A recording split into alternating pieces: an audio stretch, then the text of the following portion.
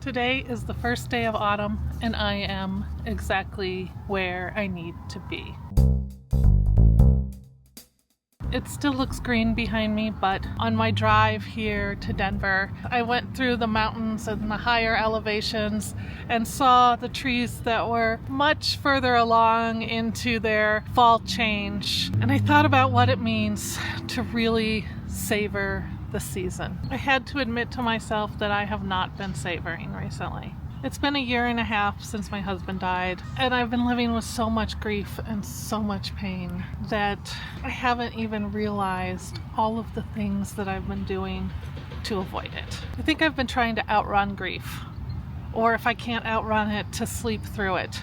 And I don't want to run or to sleep anymore. I also don't want to grieve, but I don't think there's any choice in that. Why don't I let mountain me tell you what I was thinking on that day as I drove, though. About 135 miles till Denver. And I'm realizing how much I might need to slow down. How quickly I take these trips when I'm driving by myself. Kevin and I, when we did road trips, we used to stop at every viewpoint. We'd dawdle at rest stops. We'd cut off the road to visit various tourist attractions. We'd stop to take photos. And I feel like I've lost that somehow by myself. This morning I could feel the rush in me to get on the road. I haven't been stopping to sketch like I thought I would. I don't know if it's because it reminds me of him to make those stops and it feels lonely doing it alone. It's hard to appreciate things as much when you're not doing it with someone else. Just being able to say, look at this. Look at how beautiful this world we're in is. Makes a big difference. People tell me, some of you even, that I'm brave to be doing this on my own. I think that bravery, for my personal definition, would be not just making this drive. I'm struggling to put it into words. But I think it would be having this experience fully and embracing that I'm doing it by myself. Bravery isn't rushing through life to get to the other end. Bravery is embracing wherever you are in the moment right now.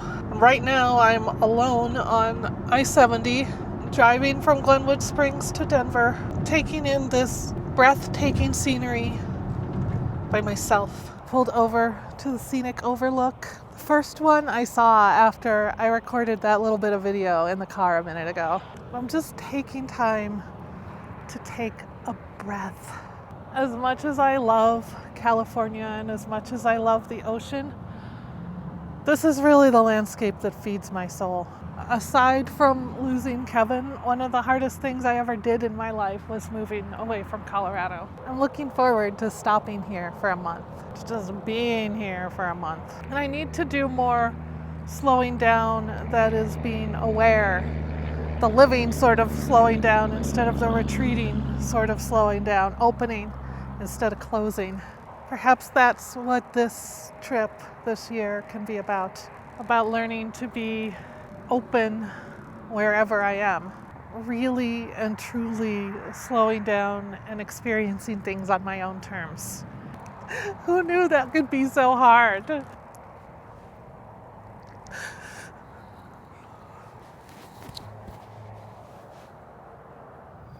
Today I sat down in a cafe looking over the very cool part of Denver that I'm staying in, and I pulled out my pen and I thought, I'm just going to notice things. And so I did. I opened my notebook and I wrote down what I noticed. I noticed how the strings of light across the patio came on as an afternoon storm started to roll in. I noticed that beautiful combination of old brick buildings and leafy trees that doesn't seem to exist the same way in Los Angeles. I noticed the openness of this place. How much bigger and wider and more open everything is in this part of the country. All of these things going through my mind, and it all comes back to one thing: savoring. appreciating where we are in the circle of the year, appreciating the people and the culture that I'm surrounded by right now. And I've been trying so hard to prove that I'm capable of this life as a widow. I've been going and moving and doing things, and I feel like I can only stop when I'm shutting down.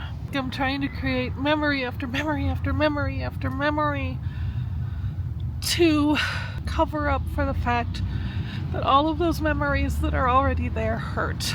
They hurt. They're not bittersweet yet. They just cause me pain. I know better than this.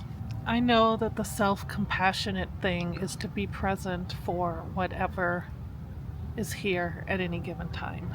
I know that the way to love myself through all of this is to acknowledge the real feelings that I'm having and accept them.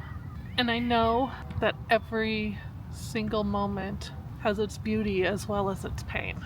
So yes, it is possible to savor this season, even with a heart so heavy that I feel like Sisyphus pushing a rock up a hill. I think there's a reason why I always have the urge to travel outside of Los Angeles in the fall. And that's because autumn, real autumn, when the mornings get nippy and the trees drop their leaves, autumn reminds us that everything has a season. A season of loss and closure and endings isn't nearly as beautiful and romantic as the changing trees make it seem, because I know that those green leaves are going to come back, and Kevin never will. But I can come back, and I will. And until we're gone, until each one of us is gone, every ending in our life is just a season. And those of us who mourn will see this fall through.